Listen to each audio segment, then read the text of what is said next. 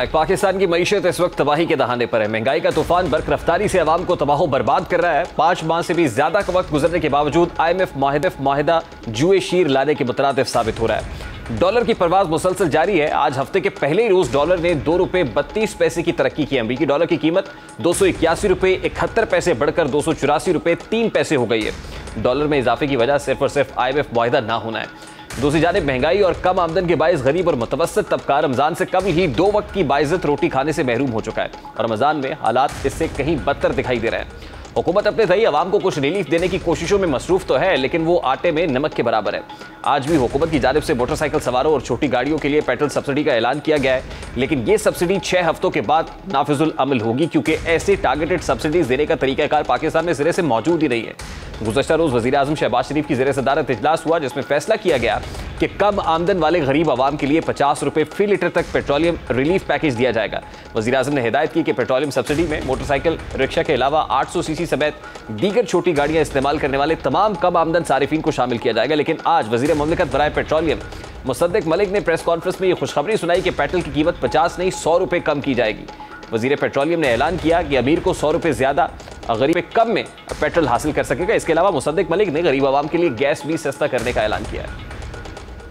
फैसला अगले 6 हफ्ते के अंदर अंदर इंप्लीमेंट हो जाएगा और कल आपने देखा, आपने अखबारों में छापा भी कि 50 रुपए का फर्क डाला जाएगा। वजीर आजम साहब का हुक्म आया कि इसको 100 कर दिया जाए। कल शाम को उनका हुक्म आया कि अमीर और गरीब के दरमियान का जो फर्क 50 का है इसे 100 कर डालो। तो अब हम सुबह से 100 का फर्क के ऊपर काम कर रहे हैं। मुसद्दिक मलिक ने अपनी प्रेस कॉन्फ्रेंस में यह भी वाज़ेह ऐलान किया कि इस स्कीम के तहत पेट्रोल की कीमत में कमी लाने के लिए काम जारी है, जो 6 हफ्तों में मुकम्मल कर लिया जाएगा। ये स्कीम कैसे नाफिजुल अमल होगी और इसका तरीकाकार क्या होगा, ये वो सवालात हैं जिनके जवाबात मिलना भी बाकी हैं। लेकिन वज़ीर ममलिकत के मुताबिक उनके पास अहल लोगों का डेटा मौजूद है और उन्हें यह भी इल्म है कि गरीब आदमी अपनी मोटरसाइकिल पर माहाना 21 लीटर पेट्रोल इस्तेमाल करता है।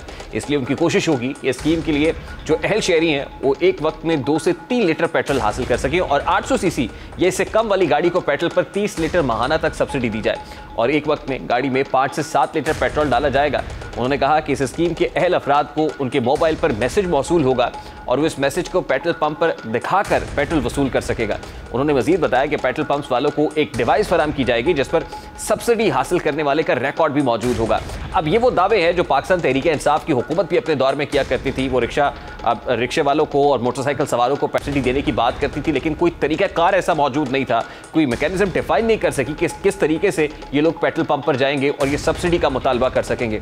अब जो करंट गवर्नमेंट है वो भी ये दावा तो कर रही है कि उनकी तरफ से एक तरीकाकार वज़ा कर दिया जाएगा। उनके पास अहल लोग भी मौजूद है, लेकिन वो तरीकाकार होगा क्या और क्या जो अहल अफराद हैं वही इससे इस्तेफादा कर सकेंगे या इस हवाले से सूरत हाल मुख्तलिफ हो जाएगी। डेटा की बात की जाती है तो इमरान खान साहब ने अपने दौर में सानिया नश्तर साहिबा के थ्रू एक डेटा जो है वो कलेक्ट किया था और डेटा कलेक्शन वो कहते थे कि हमारे पास बहुत अच्छी है, लेकिन इस डेटा कलेक्शन के होने के बावजूद भी वो ऐसा कोई फ्रेमवर्क बनाने में नाकाम रहे थे। अब हुकूमत ऐसा फ्रेमवर्क बना पाएगी या नहीं बना पाएगी। 6 दिन की जो है वो डेडलाइन भी दी जा रही है, 6 हफ्तों की। अब 6 हफ्तों में ये होता है नहीं होता ये तो वक्त ही बताएगा। प्रोग्राम का वक्त अपने इख्तिताम को पहुंचा। आपसे मुलाकात होगी इंशाअल्लाह कल। अपना रखिए ख्याल।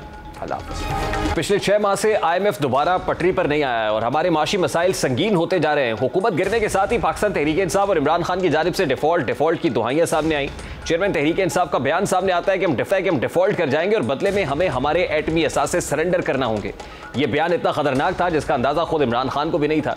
एक साबिक वज़ीर आज़म की जानिब से ऐसा गैर जिम्मेदाराना बयान उसका मकसद समझ से बालातर था, क्योंकि सारे माशी आशारिये बता रहे थे कि पाकिस्तान डिफॉल्ट करने का कोई चांस नहीं है। फिर खान साहब एटमी असासों का जिक्र कहाँ से निकाल लाए। इस बयान के बाद तहरीक इंसाफ की जानिब से बार बार यह बयानिया बनाया गया कि पाकिस्तान खुदा न खास्ता डिफॉल्ट करने जा रहा है और हुकूमत वक्त को बार बार इसकी वजाहत करना पड़ी। असल बात डिफॉल्ट में नहीं है, बल्कि असल हदफ हमारे एटमी असासे हैं। ये वो खतरनाक खेल है जिसका सुनकर हर पाकिस्तानी के कान खड़े हो जाते हैं।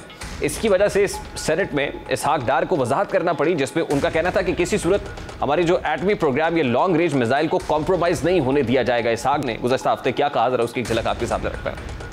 Is there to compromise anything on the nuclear or the missile program of Pakistan? No way.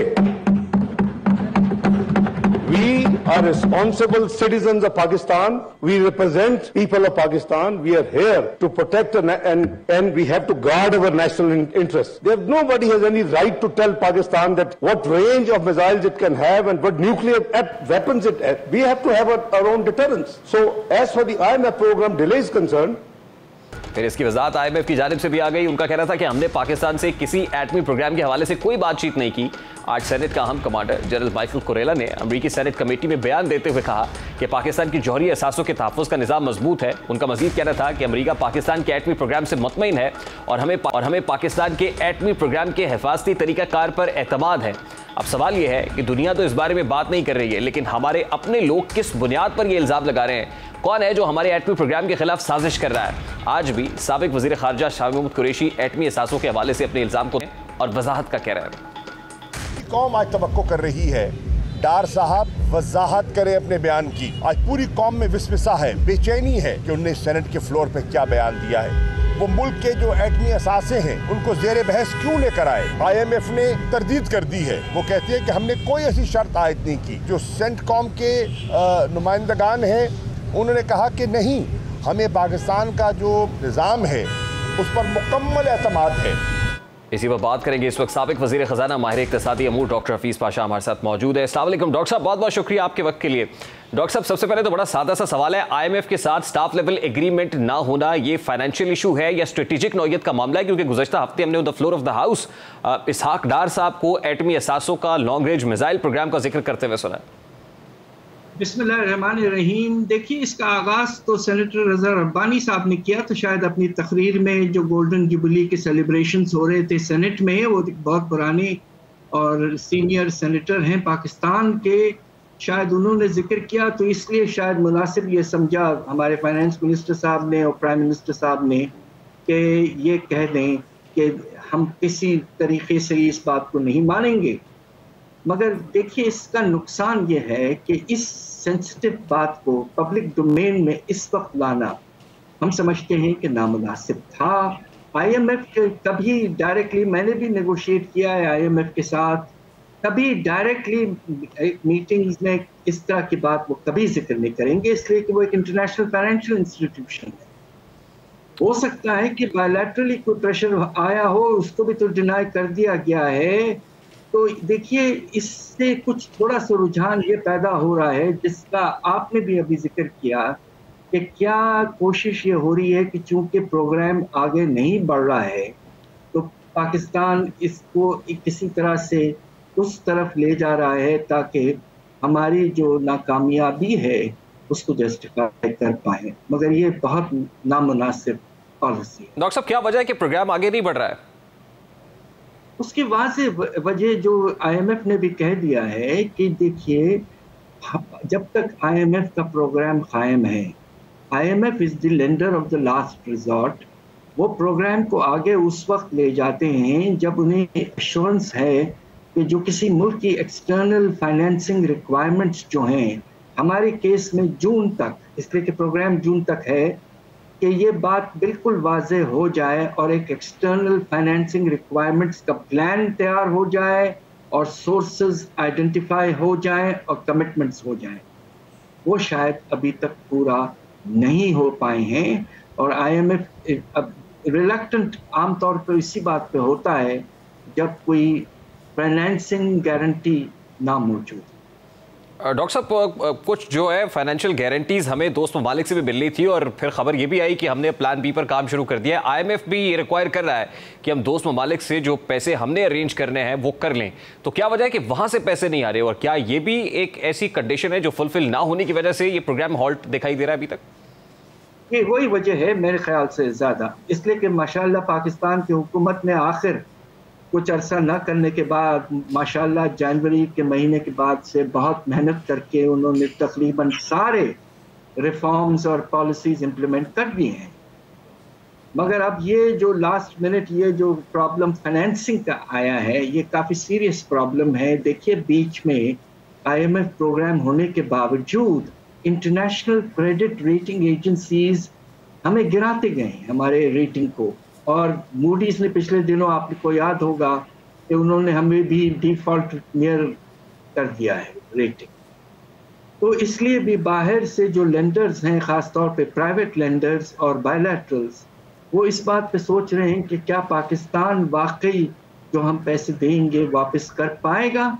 ये एक बहुत बड़ा सवाल है। इसको हैंडल करने के लिए न सिर्फ बायलैटरल कॉन्टैक्ट्स की ज़रूरत है, मगर पाकिस्तान को फ़ौरन से फ़ौरन एक action plan strong political consensus के साथ बनाकर दुनिया के सामने रख देना चाहिए कि हम खुद ये इक़दाम कर रहे हैं इंशाअल्लाह, और उसके नतीजे में हमारी कैपेसिटी बढ़ जाएगी। वक्ती तौर पर हमें कुछ पैसों की ज़रूरत है, मगर आने वाले वक्त में इंशाअल्लाह हमारे पास रीपेमेंट कैपेसिटी भी होगी और हम आगे बढ़ पाएंगे। ये नहीं हो रहा है, इसलिए कि पॉलिटिकल कैओस इस वक्त मुल्क में मौजूद, और वो केओस तो अभी तक थमता हुआ दिखाई नहीं दे रहा। वो तो लग रहा है कि आने वाले दिनों में मजीद डीपन होगा। अभी हुकूमत अपने सतह पर क्या कर रही है? आपको लग रहा है कि वो इकदाम काफ़ी हैं जो हुकूमत कर रही है? ये सिर्फ IMF की तरफ देख रही है और सिर्फ जो है ना वो इस वक्त सिंबलिज्म ये है, बताया जा रहा है कि प्लान बी के ऊपर अमल किया जा रहा है। चाइना से $700 मिलियन हमें आए, उस पर भी ये कहा गया कि शायद अमेरिका नाराज़ हो गया है कि चाइना अपनी डेट ट्रैप डिप्लोमेसी के ऊपर काम कर रहा है। अब अगर वहाँ से ये प्रॉब्लम है तो दूसरी तरफ सऊदी अरेबिया है, कतर है, जो गल्फ कंट्रीज़ हैं, 2 ममालिक है, वहाँ से भी रुकूम ना आना। तो क्या आपको लग रहा है कि पैरेलल कुछ अरेंजमेंट की कोशिश हुकूमत कर रही है और इसमें संजीदा भी है? देखिए, हम सब की दुआ है कि ये ऐसा हो रहा है, मगर वाज़े तौर पर नज़र नहीं आ रहा है। जब तक आप बैठें और लिटरली कुछ दिनों में सियासी तौर पर मिलजुल कर सब बैठें, एक पॉलिटिकल कंसेंसस के तहत एक स्ट्रॉन्ग एक्शन प्लान वाज़े करें कि हम ये इक़दाम इंशाअल्लाह करेंगे फ़ौरन से फ़ौरन, तो उससे शायद पाकिस्तान की क्रेडिबिलिटी इजाफा होगा। इसलिए कि सऊदी अरेबिया के फाइनेंस मिनिस्टर ने खुद कह चुके हैं कि पाकिस्तान और दूसरे मुल्क जो अपने हालात को संभालने की कोशिश नहीं करते हैं तो उनको फाइनेंसिंग करने में हमें दिक्कत होती है।